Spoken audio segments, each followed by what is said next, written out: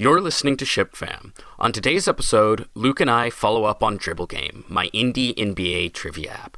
It had gone viral, but was only making $100 daily revenue. Last month, I met with a consultant who advised me on ASO and funnel optimization, and Luke and I laid out a series of steps that were going to bootstrap Dribble Game to 5x revenue and ramen profitability. Here's how it went.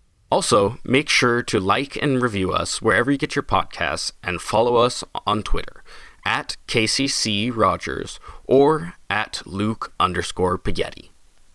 Yo, yo, yo. New computer, who dis? It took me like 10 minutes to even to get Chrome installed and all that. Man, setting up anything new has gotten so hard. I got a new phone just the other day, and it's just been like a barrage of permissions. I kind of wish I could give like global permissions permanently to different apps. It's WhatsApp, steal all my data, I don't care, have it suck. I just don't want to deal with giving things permissions. It's a hassle. Yeah, fair enough. Also, I need to get new shirts. Between my hair and my shirt, I look like the fucking Silver Surfer over here. Got this great t-shirt on. It's like getting blown up by my lights. Oh, that's too bad. I mean, if you were still on the dating market, you could kind of lean into the whole Silver Surfer thing. Go full Silver Fox. Totally could. Cool. It's like 50-year-old RIzz in a 35-year-old body. Oh, that reminds me. You found the funniest startup in the world. They're like, I'm forgetting, like RIzz. The startup's named RIzz, right? Oh, dude, the RIzz app? Oh my God, it's so good. App. My favorite thing, which I think might be your favorite thing about the RIzz app, is the guy's title on LinkedIn says, I think it's like CEO at RIzz. Yep. Which I think is like the most baller title on the planet. And I did a little bit of digging. I wasn't able to find any concrete numbers, but just looking at Sensor Tower. And it sounds like they're raking in. It's like him and one other guy. They're somewhere between the ages of 35 and 40, and they're in New York City. I think they're raking in like 3 to 4 mil a year off this thing. And it's basically like a GPT wrapper. It's a really good GPT wrapper, though. Like the prompt engineering they did on it is like chef's kiss, because the stuff that it creates is really nice. It basically helps you like chat up girls on Tinder is essentially what it does. You were also looking into looks maxing. That looks maxing. Oh yeah, that's a whole other thing. UMax, yeah. No, they're both really funny. They're in this like help you date if you're Gen Z space, which is like a super interesting space because it's hyper TikTokized, lots of really fast growth, and a lot of them are GPT wrappers. I don't know what UMax is doing under the hood. I think it's actually doing some computer vision stuff, some custom computer vision stuff, but I don't know exactly. But yeah, RIzz is a really funny app if people want to look it up. Yeah, it's this whole ecosystem of Zoomer social, and it's a totally different market than what you and I grew up with Snapchat. I mean, not totally different. Come on, Snapchat's not actually that different, but it's still definitely distinct. I think it's a lot more shameless, which honestly I really like. I love, yeah. Yeah, the kids are all right, actually, in that they're super shameless. Yeah, the UMax one is super interesting because that guy, I don't know exactly how old he is, but I get the sense he's between like 24, 26. And I believe he had a startup previous to this that didn't pan out for him. And then I believe with this one, he joined a group in New York City. It's like a startup founders group.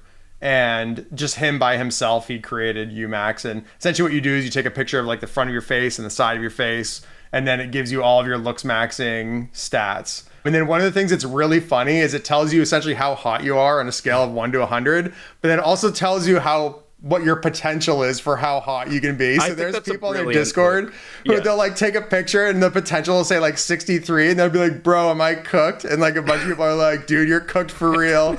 It's like so funny that this potential thing is just like, I think it might be made up. Because to be honest with you, when I went through the flow just to see how it all worked, and it has you choose your gender in the beginning.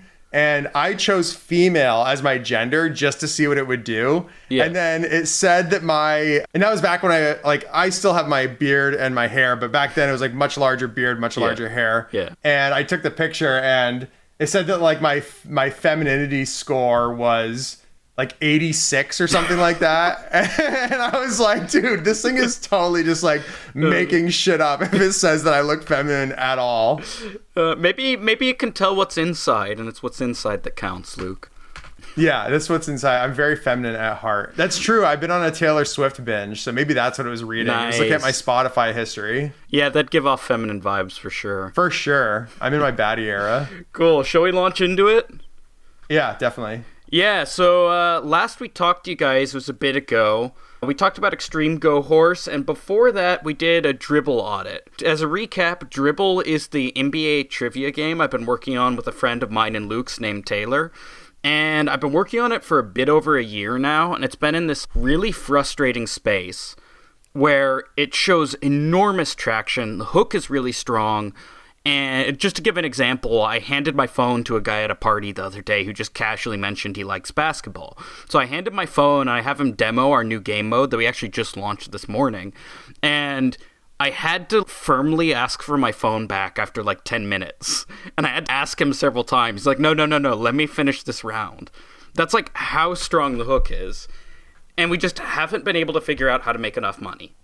Last we checked in with you guys on ShipFam, I was making around 60 to 70 bucks a day. And I was kind of fudging that up to 100 because I was making 100 before like an intermittent bug hurt the revenue a little bit. Well, revenue never even recovered to 100. We left off saying I was targeting like 5 to 10x growth. I think the goal we set for me was, do you remember? I think we ended up settling for 5x. Either way. I think it was 5x. Yeah, 5x is what I needed to be financially stable because for those that don't know, I've been like an unemployed homeless bum for the past 4 years now, and I've got a couple years of runway left. Thank you, Uncle Larry and Sergey. But I don't want to burn all the way through my revenue. I'm getting kind of sick of being a bum, and I want to start making money. I want to start making net positive cash flow, and so we gave myself that goal of 5x to hit in a month, and so that would have been the end of April. Long story short, did not hit it, ended up exactly where I was. So 1x growth. Not looking very good. I think I'm cooked. You might be cooked. But can we talk about the new game mode that you just referenced, Faceball? Because this is one of the funniest things I've seen in a while, and it feels like a banger. Cool. Yeah. So the project's in a funny spot where, just to give you guys some context up front, I've decided to essentially freeze it and put it in maintenance mode, along with Taylor, the guy I've been working with. Now, Taylor managed to nerd snipe me because 3 weeks into the project going into maintenance mode, it just slowly dying with no attention. He pitches the most banger game mode possible, and I couldn't help but build it, just because it sounds so fun. I'm in, like, at this point, like a substance abuse relationship with this app, because it's just too fun to make. I can't stop working on it, even if I need to walk away. But anyway, to get to the point, not to bury the lead too hard here, Taylor found this TikTok video of a dude who took 4 different NBA players' headshots, and he spliced them together into one, like, hideous Frankenstein monster. So, like, the forehead is one player, the eyes are another player, the like nose and mouth is a third player, and then finally the like chin/beard is a fourth player. And the beauty of it is like your brain is obsessed with faces. So you give it a mangled face and it still sees a face, but it just creates, I'm sorry, I know this is not a visual medium, so you guys aren't getting the full picture here, but it just creates the most hilarious Frankenstein monster. It's really funny. I'm looking at it right now, and it's like, what's so brilliant about it to me is that I think all the NBA headshots, they have like guidelines for like where the face needs to be in the frame. Yeah. And so they superimpose, not perfectly, but almost perfectly. Yeah. So it actually looks like a pretty solid face, but there's like little like discrepancies, like maybe someone's head, like forehead is a little bit to the right and the other one's a little bit to the left, and it just makes the thing look like a Jenga tower of like 4 people's faces. Yeah, it's like weaponizing the uncanny valley for humor. It's hilarious too. And I was playing it and I noticed that when I went to, this was awesome for me, and you mentioned it afterwards, but when I went to guess someone, if I guessed wrong, it like superimposed the wrong guess face like over it for a split second, and it was just like so effing entertaining. I don't care about NBA at all, but I was like, this is amazing. I found that the games resonating with people who know literally nothing about basketball is a strong signal. Like Swipe Ball, which is a game that to date performed by far the best within Dribble, its elevator pitch was, it's Tinder but basketball players. And to explain that a little, it's literally just true or false trivia questions. And instead of just having you tap true or false, which is boring as shit, I'm like, why don't I just rip off Tinder? And that made it so silly and ridiculous. And once again, shameless. Maybe shameless is the word of the day here. It really made it entertaining. Both for basketball players, it became like hyper entertaining. For just random Joe Schmoes like you and me who don't know much about the NBA, it was still fun to play. I've noticed especially when I give it to female friends, they just immediately turn the game into Hot or Not. Wait, really? That's amazing. Yeah. Like multiple girls I've handed my phone to like do NBA agnostic user testing. Like, hey, I get that you don't know the NBA, but does this UI like make sense to you? Can you just show me you using the UI? And within seconds, they're playing Hot or Not. That's amazing. I love it. One thing I just thought of looking at this is it reminds me of, have you seen those GeoGuessr players? Have you run into this on who YouTube can like yet? instantly know where they are from just like a single static screenshot. But then there's like hell mode versions where they like flip the image upside down, they like put it through another image filter, they do like all this weird fucked up stuff to it. I wonder if you could do something like that with people's faces and then have them like, because guessing the individual player might be difficult, but you could have them try to like guess what team they've been on or something like that. So some like proxy for like getting to a quicker answer. I don't know. I just love the idea of like jacking up all these faces and using it as game modes. Yeah. Oh, it's great. Yeah, there's a couple places I can go with it. In general, too, GeoGuessr is one of our main inspirations for all of our mini games. It really hits this sweet spot where it's I don't know how to put my finger on it. It's an app-like game or a game-like app. It lives in that space between a game and an app. And I think that space is super underrated and kind of underutilized right now. And it's so fun to work on. It's way more fun than just building a traditional app. But it's also a little bit more accessible and I think a little bit more fun as a result than building just a traditional game with a physics engine and a game loop, etc., etc. Yeah, totally. Side note, the people who are good at GeoGuessr just like blow my mind. I don't know how these people are so good at it. I mean, these are people who are getting like within 10 kilometers on like 98% of their guesses. It's wild. Anyway, we got a little sidetracked there. Let me jump back to the outcome of my 1-month experiment.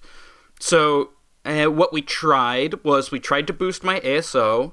We switched from a yearly no trial subscription to a yearly with trial, and that's alongside a monthly and a 1-day 24-hour pass. And then, I think this was probably the biggest one, is we added an onboarding flow with a paywall at the end of the onboarding flow. Before that experiment, it literally just dumped you into the homepage of the app with no onboarding whatsoever.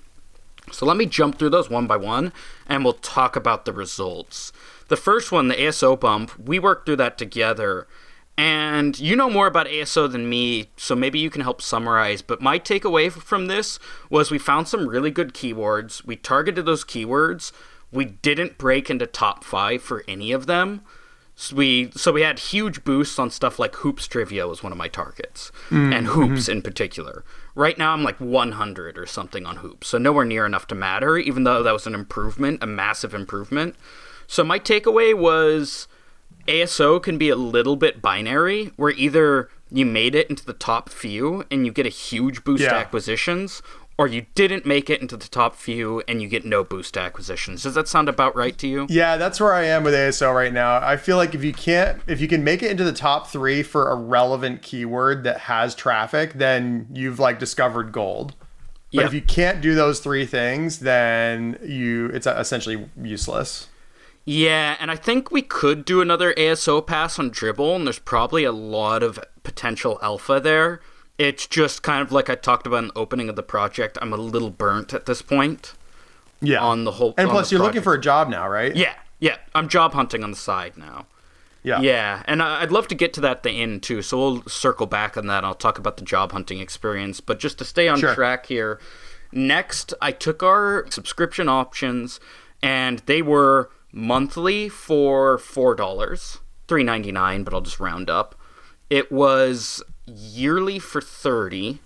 I could be remembering this slightly wrong, but I believe this is close. And then it was 24-hour pass, non-recurring, for $1. We bumped the prices, so it's now $2 for a 24-hour pass It's now, I believe, $5 for a monthly recurring, and then yearly recurring is $40. And then we added a 7-day trial to yearly recurring. Now, that increased yearly signups with that trial pretty dramatically. It was like a factor of 2 or 3 on our yearly signups, but of course at this point you're not signing up and paying, you're signing up for the trial, and we're getting a horrible conversion rate on those trials. I believe our conversion rate from trial to paid is about 2% right now. And I've heard rule of thumb. Yeah, that's really low. Yeah, I've heard rule of thumb is something like in the 30% range. My takeaway on this, I think 30% is very high. I think it's usually between like 7 and 12. Okay, then I don't sound too bad compared to that. You're not 1/10, you're like 1/4 or 1/3. Yeah.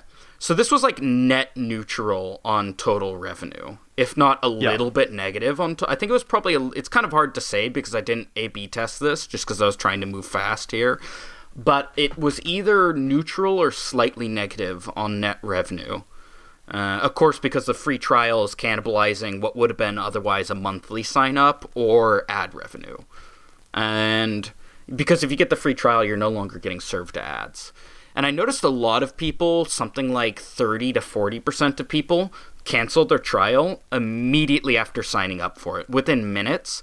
And I didn't realize this, but Apple and Google let you run out your free trial with all of its perks, even if you immediately canceled, which as an app developer pissed me off. Here I was trying to get the users, and the users got me. Well, but and also with your app, you have a battle pass, a 24-hour battle pass. Yep. So the idea of giving somebody like a free 72-hour battle pass just feels really weird for your app specifically. Yeah, it really murders the value of my other offerings. I think it could be smart to switch from a 7-day trial to a 3-day trial. That'd be pretty easy to do. I'm running 3-day trials on my apps right now, and I haven't noticed any kind of issues with it yet. Yeah, the nicest thing too is it would just give me a better lead time on my conversions. Like you get much faster turnaround on conversions. Yeah, and even just closing that feedback loop a little more would help a lot, because right now it's so long to find out if I'm going to make money off a wave of trial signups. But there was the final step in there of the things I tried, and there are a bunch of ancillary things too we'll just skip because they're too small to mention. But the third top-line experiment was adding an onboarding flow. To deep dive a little on onboarding flows, the reason I didn't have one previously is because my app is essentially a game. It looks and behaves somewhere between a game and an app, but in terms of the user need I'm fulfilling, it's a game. And in my mind, you don't really want an onboarding, at least this was my previous thinking. You don't want an onboarding flow in a game because the goal is just to get the person into the game's hook as fast as possible. I've shifted that logic a lot now, and I actually really like the onboarding. And here's my reasoning. In the onboarding, I can craft an even stronger hook, because my in-game hook needs to be something that's repeatable and lasts and can't be a one-off gimmick. Whereas in onboarding, each user is only going to go through that flow once. So I can rely a lot more on kind of one-off manually tuned gimmicky stuff that isn't scalable at all. That's number one. And then number two, it didn't occur to me until it was said, and it's one of those things, I think everything in app dev is like this, where once you hear it, you get it, but before that it's not intuitive at all, is onboarding is really just to lube up the user for the paywall. That's like 75 to 80% of the point here. You want to give them that early hook, and then you want to acclimate them to the idea of the app, make them feel like they have some investment, and then you hit them with the paywall. And to close out, I launched this onboarding flow. It's pretty simple. It's got on the home page, or the first page of the onboarding, it has a testimonial with a bunch of graphics from influencers who have shouted us out and things like that. We even got like a feature on USA Today's sports blog. So of course we call that out in our testimonials on this first page of the onboarding. Second page gives you a little questionnaire that's like, what's your favorite team? And it's got this fun little list of teams. You click on a team, and then it gives you a quick pop quiz. Who's the highest scorer on that team? And then you pick, and then it hits you with the paywall. And of course, it tries to gas you up along the way, like, oh, cool, you got the highest scorer right, you're awesome, here's a fun fact about that team. Now, that probably increased trial signups by about 5 to 8x. So that was a pretty huge boost to trial signups. namely because you're putting the paywall in the onboarding. And I've learned more and more that with app dev, an enormous amount of it is grug brain. Like, don't do the big galaxy brain product thinking. Instead, it's like, okay, how are you making money? Okay, put that higher in the funnel and do more of it. Yeah. But once again, our trial conversions are horrible. So that's not really helping us here. Even if it's massively increased trial signups, we're still not making much revenue. And during all this time, our DAOs have been slowly sliding because the game's losing its novelty. We hadn't released any game modes until literally this morning in about 2 to 3 months. So we've been slowly dropping. When I last talked to everybody about Dribble on ShipFam, I think I was at like 3,000 to 3,500 DAOs. Now I'm down to about 2,000 DAOs. I'm hoping this new game mode will launch us back up, and the game mode is also carefully crafted to be good for influencer videos. We have like a target influencer in mind that we're going to kind of do like a PSYOP campaign to try and to get him to do a video on it. But all this still comes with the caveat of I'm in this space where I've ostensibly quit working on this. I can't help myself, and I keep coming back to it because it's fun to work on. It still shows so much promise. But I'm trying to reel myself in and move away from the project as much as possible. Part of it, too, and this gets a little bit into the personal dynamics, but I do like to share this stuff because I think people tend to not to get to hear the, like, private workings of startups and project economics and stuff like that. But one of the biggest problems on this project for me today is I'm working with this guy, Taylor. He's got a newborn kid and a house and a bunch of other stuff going on in his life, so he's part-time on the project. And when we first agreed to sign up on the project and work on it together, we decided on a split his favor of profit. And I think that's honestly quite generous at the time I signed up because he had an established brand and a bunch of users. At this point, I've gotten to the point where I'm no longer happy with that kind of split because I'm full-time, he's part-time. And he's a great dude. I don't want any of this to sound like shade on him. It's more just, it has been very hard to find an arrangement that makes us both happy. And that really undercuts my motivation on the project is like, okay, I'm putting full-time hours into this for a cut. I could be putting full-time hours into something else for a 100% cut. Yeah, I think team alignment is like super critical. And from the outside looking in, you guys have gone from a very different situation to another very different situation and like transition through that. And so there's going to be growing pains whenever a team changes that much, even if it's just two of you. Yeah. And to reiterate, definitely. I'm not trying to throw shade on the guy at all. I'm just trying to share this with the audience because that's the side of things you don't hear a lot. It's like, what are those co-founder disagreements? What are the internal, interpersonal, political, or just like business arrangement challenges you face in these kinds of projects? Because they feel a little bit gossipy, people tend not to share it publicly, but I think it's useful to hear about these things so in your own projects you can kind of pay attention what to watch out for. Like one thing I would say is I've now 2 projects in a row been a full-time founder with a part-time co-founder, and both people I've really enjoyed working with, but both times that investment asymmetry has become a huge problem in the long run. So I think that's one lesson I'm taking away from this is you need symmetric levels of investment for the 2 co-founders. Otherwise, it's just so hard to make sure both sides are happy.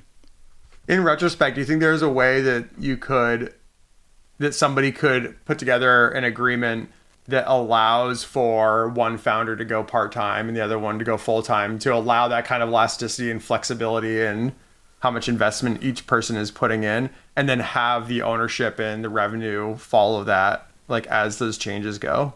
Yeah, it's tough. In this specific scenario, I would say no, because it gets more complicated because Dribble is Taylor's baby. He launched this 2 years ago as a website, so he has deep emotional investment in it because it really is his brand that he started. And he also has that founder's weight, which is important. Yeah, but now it's also my baby because I poured like a year of blood, sweat, and tears into this mobile app, and I'm pretty damn proud of it. And our labor split between me and Taylor is he's more on the marketing side, and he also maintains our web scraping scripts to keep our data up to date. And he maintains our legacy version on web, as well as the landing page on web. And then I do everything mobile and a lot of the like UI UX design decisions and stuff like that. Yeah, it feels like from the outside, it feels like mobile is your baby, and then the data science web, and obviously doing the 0 to 1 is like his baby. I would even more say the brand is his baby. The brand, yeah. The website is mostly just like legacy deprecated and a landing page, so that one doesn't hold much weight. Yeah, because mobile generates all the revenue, right? Like 100% of it. Yeah, he never monetized web. Yeah. Though I have noticed we do still SEO really well on our website, and it still is driving like non-trivial traffic to our mobile app. Yeah, that's awesome. Yeah, anyway, so just to recap... So are you guys planning an exit, or how are you planning on moving forward? That's a great segue. Taylor is chatting with a guy he knows that's potentially interested in acquisition, and I believe he has a call with the dude this week. And I won't share like super heavy details, but it's a guy who's got a sports betting startup that's VC backed and just had a pretty serious raise. And he's using brand acquisitions as a way to just buy users, essentially. Buy users and buy attention. Yeah. His biggest question, I think the biggest driver for him as to whether or not Dribble Game is worth buying, is how easily we can add more sports. Because that's kind of been the elephant in the room for Dribble this whole time, is we're only basketball, and that puts such an aggressive ceiling on our growth and revenue. All our competitors are multi-sport. Interesting. And the main reason we have not gone, well, the two main reasons we have not gone multi-sport is this is the less important one, but it confuses the brand a lot. Because right now we just scream at you, basketball, basketball, basketball. And if we're adding other sports, we now have to scream sports, sports, sports. Which is you guys are deep niche basketball. Yeah. There's something like beautiful about that. Yeah, and like sports generally is still strong branding, but it's not quite as hyper targeted as NBA. We could split it into multiple apps and multiple brands, but now we're managing multiple apps, multiple brands. So I'm still torn on what direction we would go if we went multi-sport. One super This almost app. feels like leave Dribble as is, but then like flip it into a separate multi-sports app and then just try to funnel people away from it. Yeah, that could definitely be best of both worlds, is protect the original brand while spinning up a brand new sport agnostic thing. And one hack I found in mobile dev that I encourage everybody to try if they have an opportunity is find ways to goose the hell out of your launch on the stores. Because when you first launch on the stores, they give you really generous placement and rankings, and then it quickly decays if you don't show results. And if you have an off-channel acquisition source that can just pump, let's say, 1,000 installs into your app on day one, that will help you retain that ranking much longer. And then the hope is if you have good enough traction and retention, that becomes a flywheel that's self-maintaining. Yeah. But there's a lot of apps that could be good and could perform really well. They have the traction, they have the retention. They don't stick the landing. They don't stick that initial landing. They do the triple gainer and then they just like break their neck on the ground. Yep. So for all future projects, I'm really thinking of ways I can convert existing audiences I have into day one installs. So in this case, that'd be if we launched Dribble, but all sports, then I would tell all the Dribble users, hey, we've got a new app, go check it out, install it on day one. I might even like spin up an email list before the launch just to really make sure I can pump those numbers on day one. And that will immediately skyrocket the ASO for the new app and then help it stay there, assuming it has the traction and retention. Yeah, I want to do like a real quick actionable list here to make this concrete. So when you're launching an app for the first time, you've got like, I think like a 5 to 7 day window where Apple gives you like 3 to 5x ASO. So basically you just rank way higher than you would normally. And the things that I think are most important is to pick like a moonshot keyword, one that's hard to rank for. Like for example, I did calisthenics in that calisthenics app. It's a very competitive keyword. And what you do is you go and you tell people to search for the calisthenics keyword and then scroll down until they can find your app and then they download it. And what it does is if you get, it doesn't seem to be that many, it seems to be between 20 and 50 downloads using this method, it will actually pull you out of like 200th place all the way up to like 6, 4, 5, 3, third place or something like that. So top 10, let's say. Yeah, to piggyback really quick. Yeah. On top of that, I would say run an influencer campaign for that keyword while you also tell your network to manually install for that keyword, because in the first that gets your long tail. The first hour you're going to be ranking so low for the target keyword that most leads are just going to give up and not find you. But your network, if you can convince them to do that install, you only need 10 or 15 to bring you from rank 200 to rank 20. And then once you're at rank 10 to 20, your influencer campaign will just drive mass installs on that keyword. And Taylor and I discovered this completely by accident with Dribble, because we had an influencer that was blowing up one of our branded keywords that we ranked horribly for, and just by accident, it was gritty. That branded keyword had a lot of competition from grid collage builders, and you had the idea of asking your Twitter following to go install on Gritty just by searching Gritty, scrolling down to 30 and finding us installing. And I think it was lower than that. It was 145 or something like that. That's brutal. Yeah, the 1-2 punch of the network getting it out of the hundreds, and then the influencer campaign getting it out of the 20s, got us to rank 1 almost immediately. With the big caveat that I'm pretty sure asking your friends to install on a specific keyword is against App Store and Play Store. Oh, it's 100% against. But I'm totally comfortable saying that as long as there's no cops in our audience. Yeah, right, exactly. And then the other thing I would say is that, you do your first install campaign, then you do your influencer keyword campaign, and then the third thing you want to do is make sure that you're asking for reviews, because what seems to hold that place longer is by having reviews coming in quickly.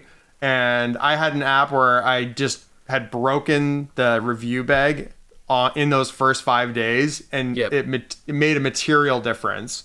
So those are the three things. Yeah, reviews are huge. The pull out install campaign, the get the influencer keyword campaign, and then the beg for reviews inside the app. Cool. I think that more or less wraps up the Dribble story. Did you have anything else you think I ought to follow up on with Dribble for the audience, or did we just about cover it? I don't think so. I think you did it. Yeah, we'll see what happens going forward. I'm really trying to reduce my investment in it. I could just go part-time on it indefinitely, but just as a personal failing, I suck at context switching. So having multiple projects running at once just slaughters my productivity on each product. So I think that would be the ideal outcome going forward if I were better at doing that kind of thing. Maybe I'll use this as an opportunity to improve my context switching skills, but we'll see. And like you mentioned earlier, I'm now job hunting, so that will also depend a lot on the job I get and the kind of time commitments it expects from me. Yeah, so do you want to talk about that now? Yeah, so I spun up a resume, and my resume's in a weird spot. I've got some pretty serious stamps. I've got Google backend engineering on Firebase right out of college. I went to Berkeley, which people give a shit about. And then finally, I worked as a product manager at Cruise Automation, which was one of the big AV startups. I joined right as they were blowing up. And then I have about 3.5 to 4 years of indie app dev. So I've got a lot of career hopping, but I've got some bangers in my career hopping. So and the first thing I did, which was kind of hilarious in hindsight, is I was thinking way too sincere and straightforward. I put indie app dev as my title for the last 3.5 to 4 years. And I was kind of complaining on Twitter, hey, recruiters are saying indie app dev and are getting the ick. And all my friends roasted the shit out of me, dude, what are you doing? You're not an indie app dev. You're a co-founder / CTO. And once I made that change, that helped a lot. My biggest downside right now is I've got really high standards for what job I want to take. I have loved not everything about it, but have generally loved being a bum working on side projects for 4 years. The freedom and flexibility has been so fun. So if somebody's going to take that freedom away from me, I want it to be a job I really like. And not even so much cash. So of course I'm thinking about cash to a degree, because let's be honest, tech salaries are comical. They're so high. They saturate my yearly expenses in 3 seconds. Yeah, even when they're low, they are high. Yep. But the things I'm really focusing on are, one, am I going to enjoy working there? That's a huge part of it for me, especially because I struggle to work effectively if I'm not having fun. I don't have to have fun 100% of the time, because no job is fun 100% of the time, but let's say at least 50% of the time, I need to be having fun, or else I'm just going to check out. Second one is I want to learn a lot. I want to be better positioned after the job to do whatever I want to do next. And that could be launch a VC-backed startup, that could be go back to indie projects, or that could be grow within the role and become management or upper management, etc. So I really want to open more doors with whatever job I'm doing. So I've decided this is the dream persona of the job I'm going to take. First, it's hybrid, because I find full remote, especially on a team, to get kind of old. I don't mind it when I'm just indie hacking, but it's a little tough when you're on a full team. And then second, it's in New York, because I want to move to New York City because it's way more fun than the Bay. And then third, it's a consumer app, preferably, because I find consumer to be more fun and is the space I generally want to play in, so I want to learn more about consumer. And then finally, extremely early stage. So sub 10 employees, but maybe ideal is I'm founding engineer. Now, of course, the last piece, Flutter. And that last piece actually is the one that's screwing me the hardest, is there's 3 not garbage Flutter jobs in the entire country right now. Yeah, it's really bad. It's really, really, really bad. Yeah, and I still love a lot about Flutter, and I don't necessarily regret putting my eggs in that basket. It's pretty high risk, high reward, though. Because if Flutter continues to grow and blow up like I'm hoping it will, in 5 years, I'm going to be absolutely killer because I got in early on Flutter. If it stagnates or Google kills it just because they love killing products, then I'm going to have to do another switch to a different tech stack. And honestly, that's not that hard. I've career hopped twice now, and each time I've built myself back up to a pretty strong reputation. So it's not that hard, but it's annoying. And the biggest problem is stack skills transfer, especially if you're playing for the top tier jobs and you're trying to be somebody with a lot of autonomy. So somebody who's more on the engineer tech lead side and less on the programmer code monkey side. You're going to build a lot of skills that transfer across technologies. So I'm not that scared about, hey, I have to learn React Native now. Hey, I have to learn iOS Native now, or whatever it is. The one problem, though, is regardless of whether or not those skills transfer, you're going to need to prove that you know that new tech stack. I'm not scared of learning the new tech stack. I'm scared of the amount of time investment I need to prove to a hiring committee and a recruiter that I know the new tech stack. Yeah, it also depends on what's going on in the org at that time. So if they're looking for somebody to come in and do Swift development in an existing Swift team, they want somebody who's already writing Swift. But if you're coming into a company that is transitioning from something like React Native to Swift, and then I feel like they're more willing to have somebody do that transition at the same time with the rest of the team, assuming they're not looking for somebody to spearhead that initiative. Yep, yeah, exactly. To jump into things a little more, I've applied to 4 or 5 places that I was taking seriously. I've applied to a few more just to throw myself out there and see what happens and maybe just get some interview practice, but they're places I probably wouldn't even take if I got. It's been pretty rough, though. I got to screening with one. I was actually reasonably excited about them. They're an LLM chat app. They're called Chai, and they're one of the top 5 players in LLM chat right now.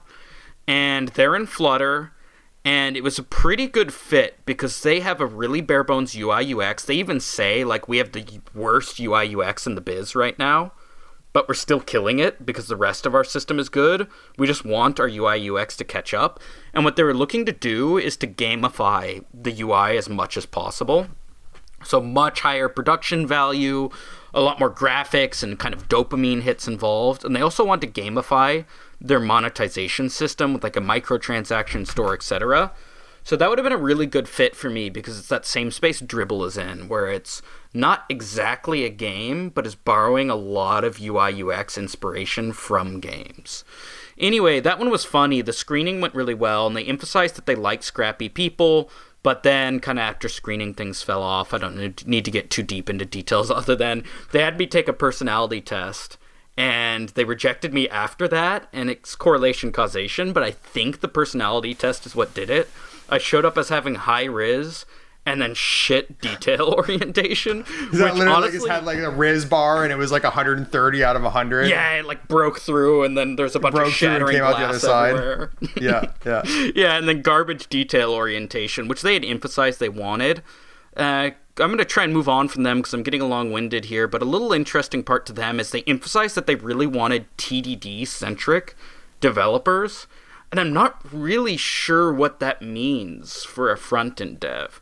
Like, I get what TDD is, and I get what front-end testing is, and of course you could merge the two, but it just seems like UI UX is so much fuzzier that TDDing it is the kind of thing that, like, isn't technically wrong, but sounds a little funky to me. I don't know if you have thoughts on that.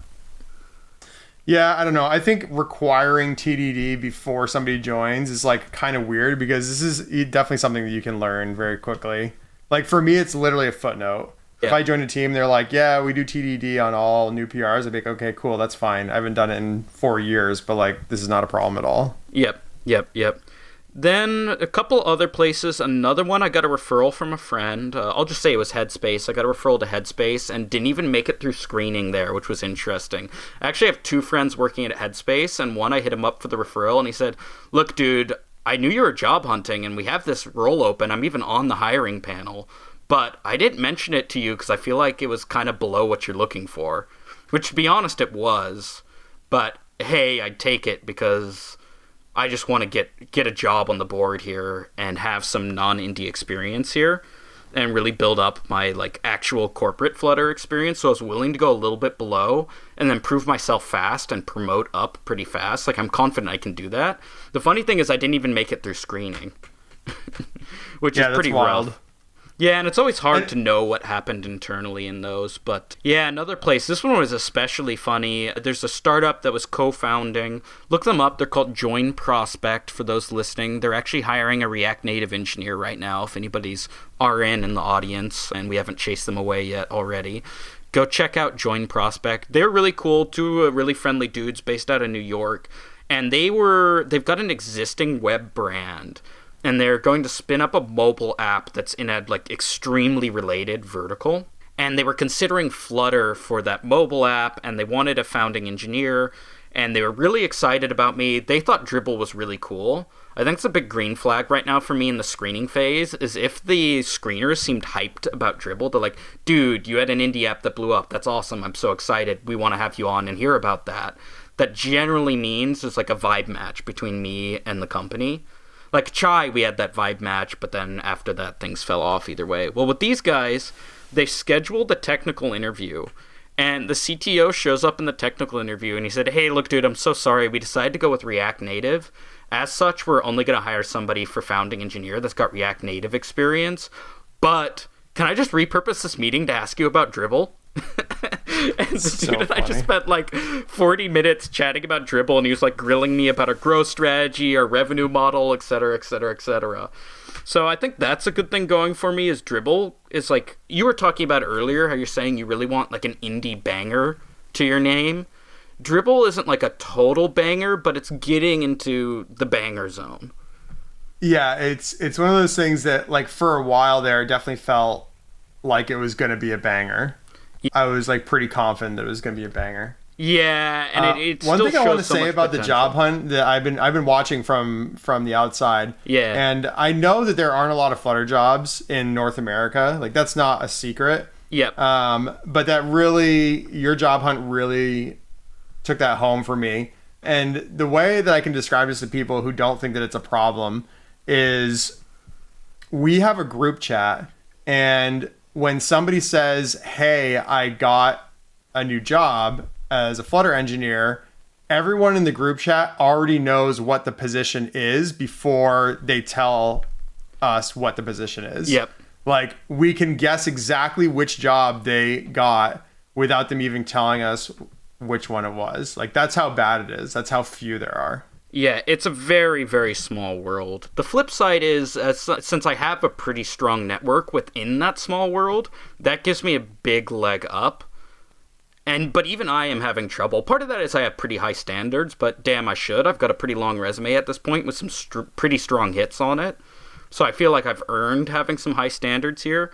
I feel pretty bad. If you're like a new grad, I hate to be such a downer, but if you're in college right now, or you're like about to make a hard career pivot into tech from outside of tech, Flutter is really tempting because of spectacular DevX. Well, maybe not spectacular. It's very good DevX, but don't do it, man. At least not in the US. I will say, this is back when we had infinite money at Tonal. I don't work there anymore, but when I was working at Tonal and we had infinite money, which was for like the first third of working there, we were hiring a junior, and we had one junior come through out of, let's say, 50, who was just an absolute monster. And we ended up hiring him, and he was worth, I don't know what we ended up paying him, but I can guess, and I can say that he was worth every penny. And so there are people who do succeed in getting a Flutter job, studying Flutter when they're at school, and then as a new grad, getting a Flutter job.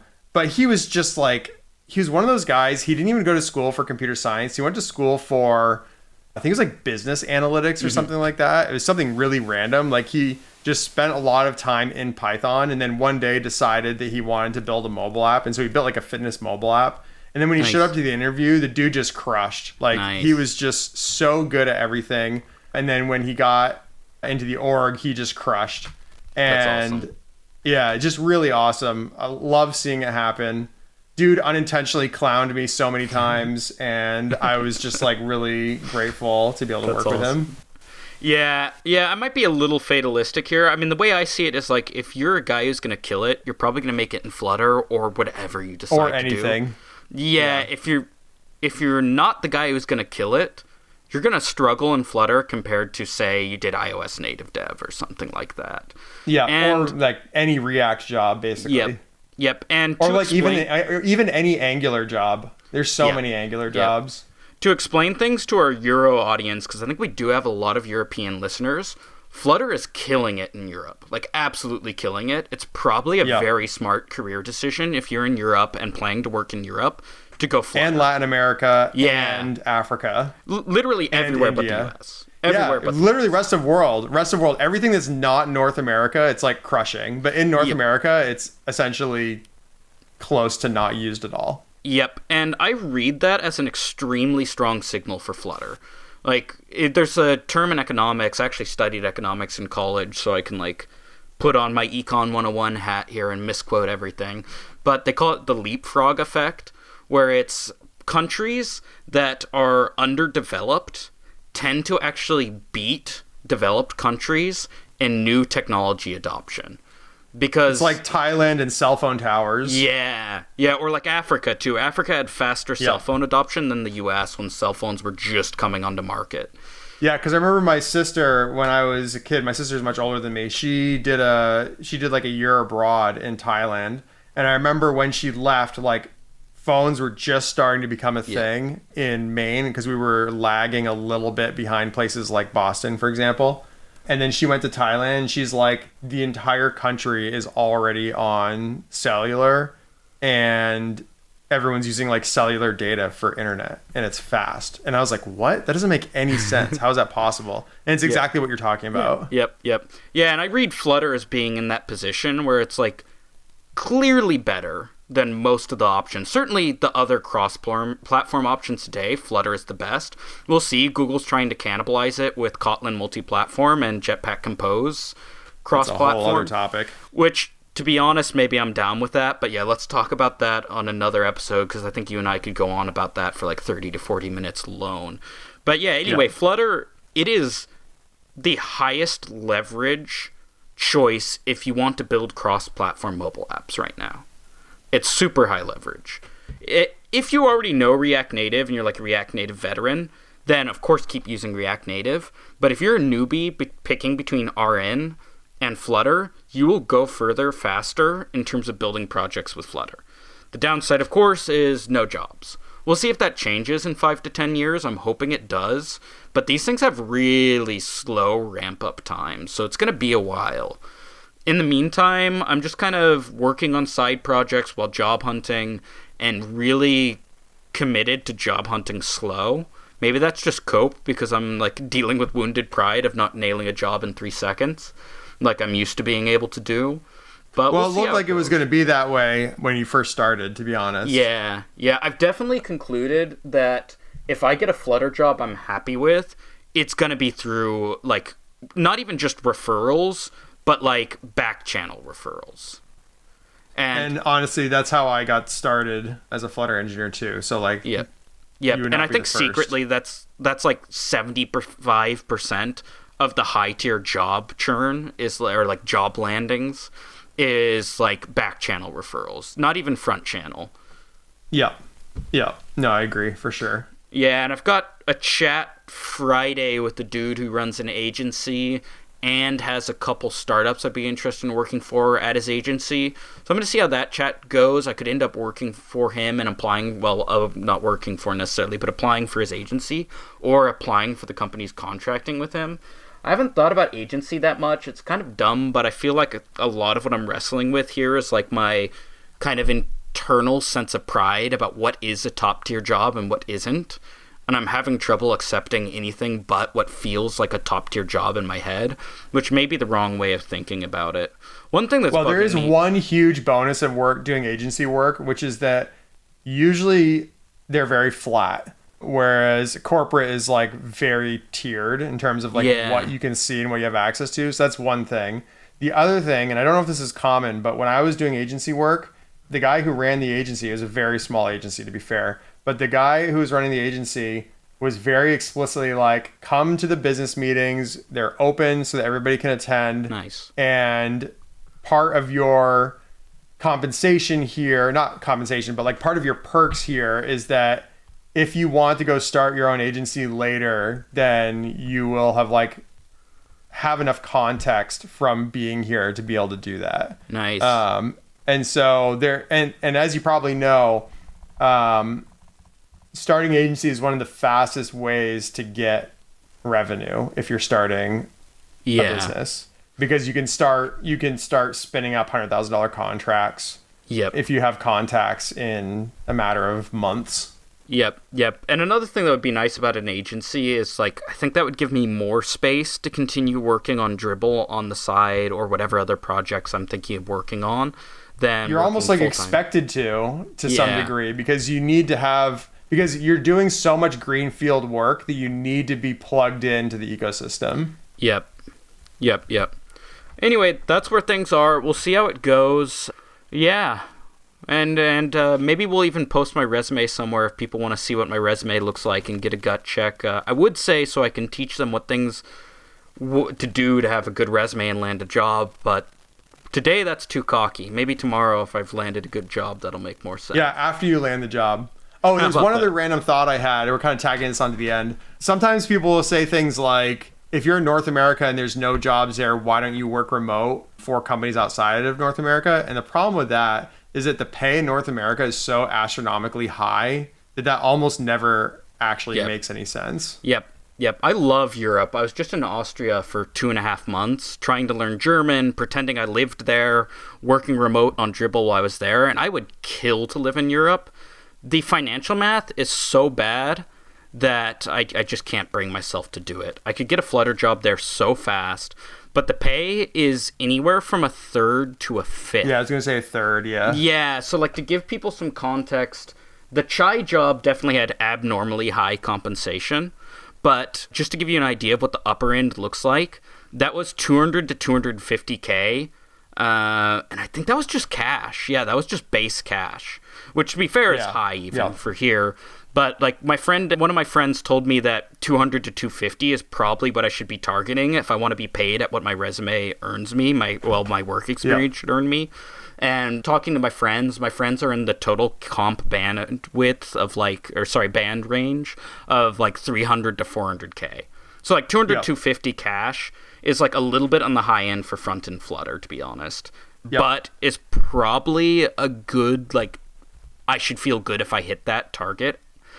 And in Europe, I would have said 175 to 225 for SF Flutter is what I would have said. Yeah, that sounds about right. Talking to some European friends, looking at a bunch of European job listings, a comparable experience Flutter job is running you like 70 to 80K.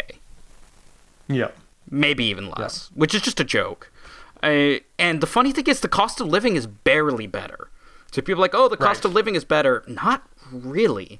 And Europeans like to quote, well, your health insurance is free. And they don't realize if you're working a white-collar job in the U.S., your health they just insurance give you is health always it's baked in. Yeah. You're not paying for it. So that $200 to $250 is not including already paid for healthcare.